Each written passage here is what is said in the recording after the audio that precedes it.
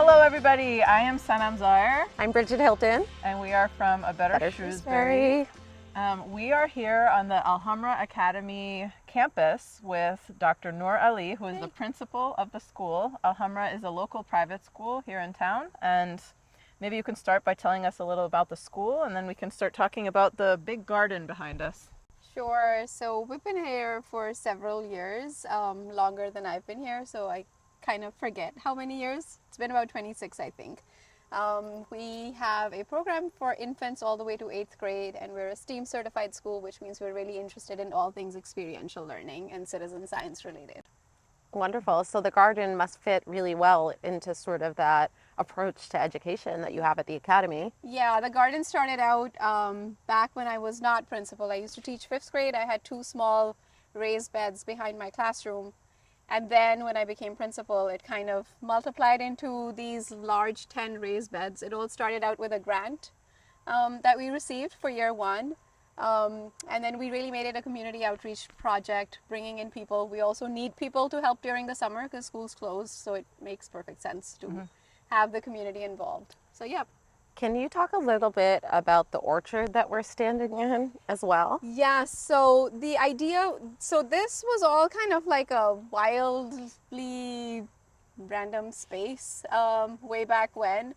And then at some point it all got raised to the ground, leveled. And then that was it. The students were really not using this area because there wasn't anything over here. So bringing the fruit trees was part of the project of bringing back the bees. And then also a lot of the trees that you're seeing on the other side are trees that have been planted in memory of students' grandparents who lost their lives during COVID. So each one of the trees is kind of special to someone. Well, that's a lovely, lovely gesture. Now, you have, I see apples, I think peaches, I see all different things in the garden. What is your vision for when these are bearing trees like filled with fruit? The vision really is to bring people here, and I always imagine like students who graduated from here will come back and they'll be like, oh, I planted that tree. And then just basically bring back bees and birds into the space. That really is what I'm imagining it to be. I mean, there's no motive of selling the fruit. No, but I think that's just such a beautiful thing. And you said the students planted the trees. I've planted an apple tree. That's hard work. Yeah. So they were out here with their shovels digging pretty big holes to get this done. That's fantastic. Talking about experiential learning, that is hands-on. Yeah, that's how it, I mean, the very first time we got it was through a science-based grant. We did quite a few things then. We actually, the woods in the back, we have a trail that the students made. So they learned a lot about the ecosystem, how to make a sustainable trail. What are they seeing? Then we had a small little weather station that popped up, the garden, and then there's a pollinator space that we have in the back. We actually got certified as a natural space because we have a variety of species that are growing there. So. Oh, wonderful. And I did notice walking through the community garden, there were bees, there were butterflies, there were all sorts of grasshoppers, I mean, all sorts of really awesome creatures that we need in our ecosystem. So yeah, it looks like it's the property of Al-Hamra, but it's actually the property of the rabbits. They own this space and we visit. And feed them. We feed them. That was really funny, actually. So there were rabbits here, and the fence is new. So this just went up a couple months ago. But then when I came back after the fence went up, the bunnies were inside the fence. So they figured it out. It's their space, and I mean the fence is kind of big in that sense. But the whole project is really a testimony to the community coming together. So I mean, it started out as that science grant, but the fencing is through the sponsorship of the Federal Credit Union and Chief Joseph. That's wonderful. Yeah, so it's really brought in a lot of people. And then last year we had 5 beds that we outsourced to members in the community, and everyone's just been coming and enjoying it. We would love to talk a little bit about that, but before we do, I want to tell you the trick for getting rid of your bunnies. You have to embed a fence lower than the bunny line.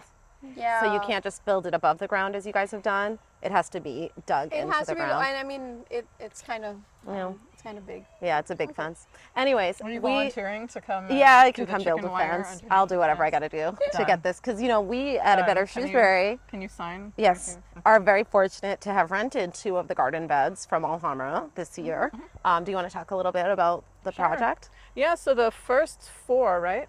5. The first 5 were set up by the students. So they came in, they planted the seeds, they put the seeds in the ground, and they took care of the gardens. And then the rest of them are up for rent to the community. So A Better Shrewsbury rented 2 of them. And we just, in our group, decided, we'll take turns every week coming and taking care of it, weeding it, and growing vegetables. I think this year we had a lot of tomatoes, eggplants, there's a lot of chili peppers, herbs, cucumbers. California poppies. Yeah, so each week, anything that was extra, and zucchinis. Yeah. I know there's a zucchini surplus in general, but yeah, a lot of these we gave them to the new community refrigerator as well. So That the was Rotary kind of- Club put up at the senior center. So Yeah. and it was great because it was kind of a self-sustaining project, right? Like Yeah. Al-Hamra had the beds, we had the manpower, and everyone has just come in. I've only visited the bed a handful of times because everyone in the A Better Shrewsbury community has been so gracious with their time and their energy throughout the hot months of the drought to tend to the garden, weed the garden, check on the garden, and to also move all the produce to the refrigerator. So it Yeah. really was a team effort. The And thing with community gardens being part of school projects is that, especially in New England, the season doesn't work in your favor as the school. The kids can do the planting before they go out for summer break. We start small inside. But then the summer months is where you're really taking care and reaping the benefits of it. And that's where you really want the community to come in. So yeah, we didn't really focus this year on a fall crop. In the past I have. So that's always exciting to see corn. Last year we had corn. yeah, some corn would be amazing to grow some corn in the fall next year. That'd be awesome. Great idea. Can you talk about some of the other things that are growing in the garden? Yeah, sure. So one of the beds that we have that pops up every year is strawberry and asparagus. They're growing together in one bed. So they don't require so much tending. They just come, and the asparagus started out actually with Missy Hollenbach. She's the one who dug a trench and put the asparagus in. So that's always great. Then there's garlic that reappears every year. We saw some today. Yeah, lots of chives. They are all over the place. And then we have raspberries on the far right bed that started out with as like 5 small twigs and have really taken over that entire bed now. So I think that's a great point for anyone who's interested in starting their own garden at home or in renting one of the beds, that just because the first year maybe you don't get a huge yield, to really stick with it. Because I know for me in my garden, and I would say the same for you as well, at home, that maybe the first year I didn't get all that many tomatoes or whatever, but now seeing the long-term effects of continuing this at-home garden, and I'm getting so much basil, so many tomatoes, Oh, so it took many me like 5 years, to multiple really get states into and it. a pandemic to figure To out really how figure out how to finally home garden. Yeah, because yeah. I was in California where things just grow on Yeah. their own, and I could not grow anything because every year I learned something new. Yeah. So the first year I planted tomato and lettuce in a small bed, but the lettuce took over, so that didn't even grow. The next year I planted tomatoes again, and those huge caterpillars came. Oh, they yeah. ate the whole plant in one shot. So then the next year I planted the tomatoes with a barrage, because the barrage keeps those away. Okay. So then that grew, but then the barrage took over the garden. So I had the same issue as the first time. And then I said, forget it. And then when the pandemic hit, I was like, okay, I'm going to try this again. This is happening. So then I started researching, and I said, okay, so tomatoes with basil and then some marigolds. So that really worked. So then I was like, okay, that's good. And then I started planting different things from there. But it is really discouraging because, when you plant something, you expect to see, fruits, you expect to get that back, and you don't always. No. I do want to give a shout out to the Shrewsbury Garden Club. Diana Karras from there has been with this garden project for like 7 years now. Every year she will come help, and I've learned so much through her. The seed lending library at the Shrewsbury Public Library is great for people who want to start. And the tools. They lend tools. The tools as well. And then there's a plant exchange group on Shrewsbury, which is also great. I just joined that. That's a lot of fun. Great That group. group is a lot of Great fun. group. Yeah, actually, can you tell me what that is, the seed lending? The seed lending library is like just when seed starting starts, the library has a lending program where you can come take seeds and I mean, you can't return those seeds obviously because you planted them. But there's a system for like ongoing that the seed lending library just grows and it pops up Like every vegetables spring. or flowers? Or everything? All things, vegetables, Really? herbs, flowers through the Shrewsbury Public Library. Oh, I didn't know that wonderful. existed. They're really tiny Ziploc bags with the instructions and everything there. Oh, Oh, and they that do is the tools awesome. as well, the Yeah, gardening they lend tools? garden tools. You can Oh, you can okay. rent, not rent, borrow Yeah. garden tools from the library. So I think that's really awesome That to is kind a- of that's a it takes some of the participation. pressure off. Yeah, because Yeah. gardening can be expensive. Yeah. So it's nice to know that there are options here in town to get started without putting a big investment up front. Yeah, I think I which is spent really about awesome. like 1,000 years the first time. I was 1,000 trying to garden. years. $1,000. Okay, I was like, wow, you're And old. You look also good. 1,000 years. Yeah, I You really look really good. invested centuries into gardening. No, $1,000 because I bought myself beds, and we all went a little crazy during the pandemic. Yeah. So I bought raised self-watering garden beds. I and brought all overalls. the tools, overalls. Yes. Nice. I haven't owned those since 9th grade. Did you ever do the one? Oh yeah, absolutely. Yeah. Would Like- you still? Yeah, That's I the would real totally question. do that. You would keep one strap. Yeah, on? why See, not? Okay, so I used to, but then I stopped because one day, I think I was in 9th grade, and I was not popular at all. I was like the kid that everybody made fun of, didn't want to be friends with. So I wore these overalls with a Mickey Mouse shirt underneath. And I remember this very specifically, but when long story short, it went in the toilet. So it was soaking wet, and I have never, ever worn overalls since then. Thank you so much Um, for sharing that with us. I just thought the whole not wearing town overalls needed to again. know the story. And I'm sure, you know what? I don't think this is as uncommon as you've never dropped anything in the toilet? Not her clothes. Yeah, not Sure. my overalls. No. I dropped my cell phone once because it was in my pocket, and my overalls. Nothing? No? My toddler probably put some stuff in the. You know what? This I is bet called a every classic set of viewer. beauty. Yeah, I don't know what thinking, she's talking about. I'm like, What? Okay, Okay, you know what? let's Anyone cut. who's watching, if you've dropped something in the toilet, item of clothing, anything, email me, Cut. and I will email them. Okay, so we just did a walkthrough of the garden, and we saw that we still have the eggplant is still flowering.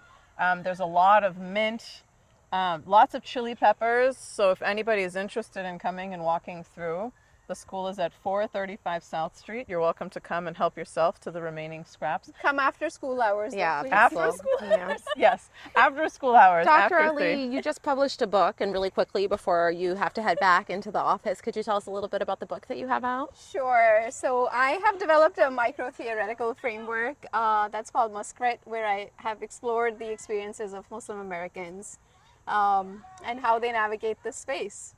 Fantastic. And what's it called? It's part of a narrative series that's called Counter Storytelling. Okay. Yep. Wonderful. Thank you so much for inviting us to the campus and for sharing all of your history about the garden and for having the space available for the community. It's really You're fantastic. very welcome. That was so inspiring, meeting with Dr. Ali. It makes me really want to stay committed to having this garden bed as a part of A Better Shrewsbury's future, but also to continue gardening at home.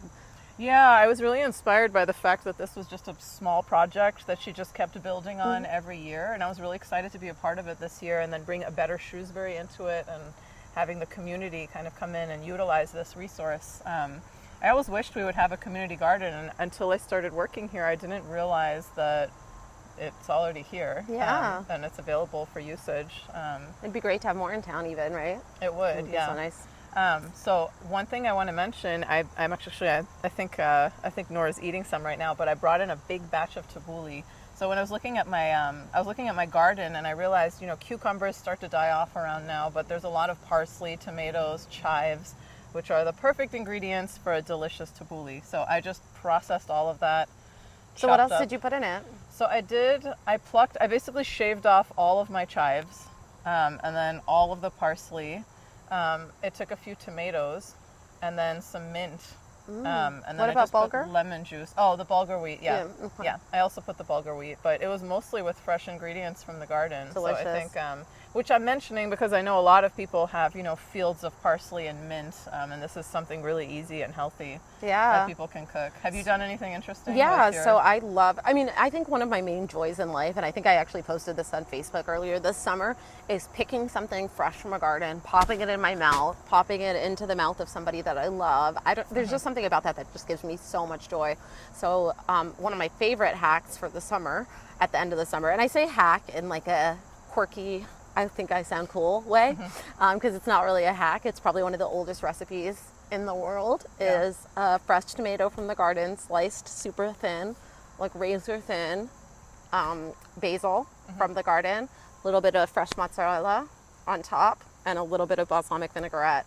And when the tomatoes are at their peak, and they are so sweet and so ripe and so red and so delicious, I can think of nothing more enjoyable on a summer night than perhaps that and maybe a nice sangria. It's just like the perfect end of the summer for me. So I make that too, but instead of the balsamic vinegar, which I'm not really a big fan of, I do just a little bit of lemon juice, and I use the Himalayan sea salt, so it's that's kind also of a little good. crunchy. Yeah. And then this was also like, I got a lot of tomatoes and basil throughout the summer, so a gift I would give to my neighbors, I would just fill a bowl. I get those like mini packs of like mozzarella balls from BJ's. And then I just make them a bowl of like cherry tomatoes, basil, and mozzarella delicious. balls. It's just like a little cracked pepper on top too.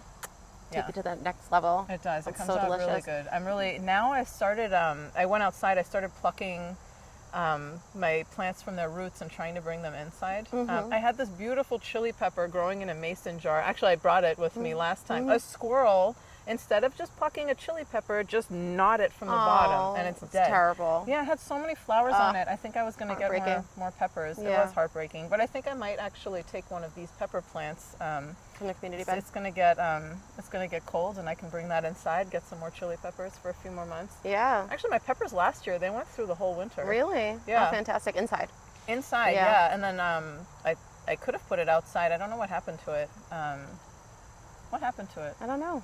Yeah, I don't You know, something else I like to do in the garden in the summer is when I make a lemonade or a drink, to pick some of the herbs, whether it's a little bit of thyme, a little bit of rosemary, some mint, and stick it in the drinks. Yeah. And we also have blackberries, stick a couple of those in. It just kind of elevates it. And I think when people come to the house and you give them something that you are picking right in front of them from the garden and feeding it to them, that it adds a level of enjoyment to the experience of sharing food with other people. Yeah. My 9-year-old, she loves going to the garden and just like I made beef stew the other day and she just piles basil on top of it. It really does take it to elevates the next it. level. Absolutely. I mean, I got so much basil this year that I just put it in everything. Like I'm like basil lemonade, basil pasta, basil bread, basil, Yeah. I'm going to make some good pesto, and I know Dr. Ali is always asking for a precise pesto recipe, so maybe that's something we could figure out for her. Make me a pesto without garlic. This is something that's going to be... So I get migraines. I know a lot of people get migraines, but garlic turned out to be a trigger, so I can't eat garlic, which is just really upsetting. But, pesto I without don't think garlic, that emotionally I could do that for you. You can't. No. See, garlic chives have been a nice alternative to the garlic because it gives it kind of that garlicky flavor without the migraine. So, I don't know. I feel sad. I don't know. Every time we talk about your garlic allergy, I feel sad.